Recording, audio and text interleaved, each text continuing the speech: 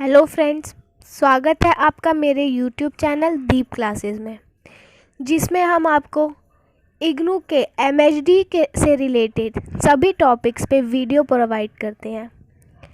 इसलिए अगर आपने अभी तक हमारा यूट्यूब चैनल सब्सक्राइब नहीं किया है तो हमारे यूट्यूब चैनल को सब्सक्राइब करें, जिससे हम अपने एमएचडी विषय से रिलेटेड जितनी भी वीडियो अपलोड करेंगे उसके नोटिफिकेशन आप तक पहुंच सके। चलिए अब हम अपना टॉपिक स्टार्ट करते हैं। आज हम जिस टॉपिक के बारे में बात करेंगे वह है ललित निबंध के रूप में कुटज। चलिए देखते हैं। ललित निबंध भाव प्रधान होते हैं, लेकिन इनमें वैचारिकता भी होती है। कुछ निबंधों में भाव और विचार की धारा साथ साथ बहती है और कुछ निबंध पूरी तरह भाव प्रधान होते हैं। द्विवेदी जी के ललित निबंधों में भाव और विचार बराबर बराबर निहित हैं। इनमें द्विवेदी जी की विद्वता भी बराबर दिखती है। उनके निबंधों में स्वच्छंदता, सरलता, आडंबरहीनता, घनिष्ठता और आत्मीयता के साथ साथ उनका व्यक्तित्व दृष्टिकोण भी है। निबंध लेखक के विचारों का मूर्त रूप है, अतः इसमें लेखक के व्यक्तित्व की आत्मीयता, विचारों की गंभीरता, सहजता आदि भी झलकनी चाहिए। ललित निबंधों में चिंतन की प्रधानता है और लेखक अपने स्वभाव और परिस्थिति के अनुसार भावों को शामिल करते हैं। इस प्रकार भावना और विचार का सहज समन्वय ललित निबंध की विशेषता है, जो पाठक को द्रवीभूत करने के साथ उसकी बुद्धि को भी प्रेरित करता है। कुटज निबंध में द्विवेदी जी ने शास्त्र और भाव के मिश्रण से ललित शैली में कुटज का वर्णन करके मानवीय आदर्शों को प्रस्तुत किया है। जीवन की वास्तविक कहानी की संवेदना, नाटक की नाटकीयता, उपन्यास की कल्पनाशीलता, गद्य काव्य की भावुकता, महाकाव्य की गरिमा, विचारों की उत्कृष्टता भी ललित निबंध की विशेषताएं हैं। द्विवेदी जी ने कुटज के वर्णन में, उसके जन्म स्थान के वर्णन में भावों और आत्मीयता का परिचय भी दिया है। कुटज की भाषा शास्त्रीय व्याख्या में सिद्धांतों के साथ ही भावों का समन्वय भी किया है।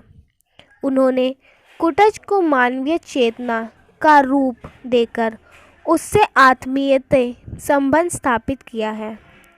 कुटज को विशिष्ट बनाने के लिए कालिदास के मेघदूत का वर्णन करते हैं, जिसमें उन्होंने कुटज के फूल प्रयोग किए हैं। कुटज को वह कठिन समय का साथी कहते हैं।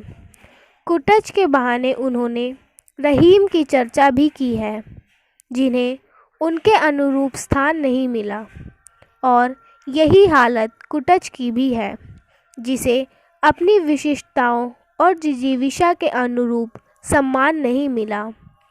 भाषा शास्त्री होने के नाते द्विवेदी जी ने कुटज की ऐतिहासिकता, प्राचीनता, उत्पत्ति एवं नामकरण पर चर्चा की है। कुटज को आदर्श चिंतन का प्रवक्ता मानने के साथ ही जिजीविषय का प्रतीक भी माना है। कुटज की जीवनी शक्ति की चर्चा के द्वारा अपनी सामाजिक चेतना संबंधी विचारधारा को अभिव्यक्त करते हैं। ललित निबंध में सहजता, सरलता के साथ विचार और भाव के समन्वय के साथ लेखक की आत्मीयता जुड़ी होने से इनकी व्यंजना रागाश्रित होती है। कुटज भी रागाश्रित व्यंजना वाला निबंध है, जो पाठक, लेखक और निबंधकार तीनों को एक साथ जोड़े रखता है। कुटज के उत्पत्ति के स्थान और जीने की आशा को कहानी के रूप में प्रस्तुत करने में द्विवेदी जी की आत्मीयता भी साफ दिखाई देती है।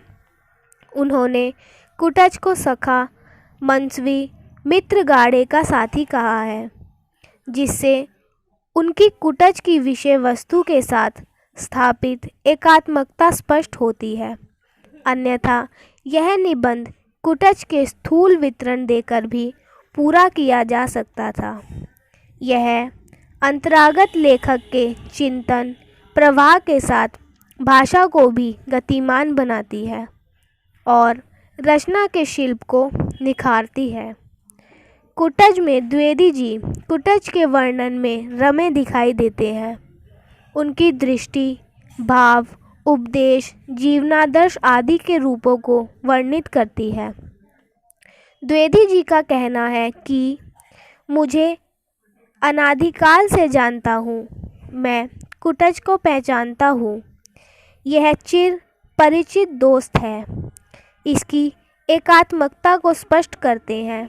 कुटज के माध्यम से वह यह संदेश देना चाहते हैं कि यदि जीना है तो अपनी सारी ताकत से कठिन परिस्थितियों में भी खड़े रहो और कर्म तथा साहस से अपना अस्तित्व कायम कर लो।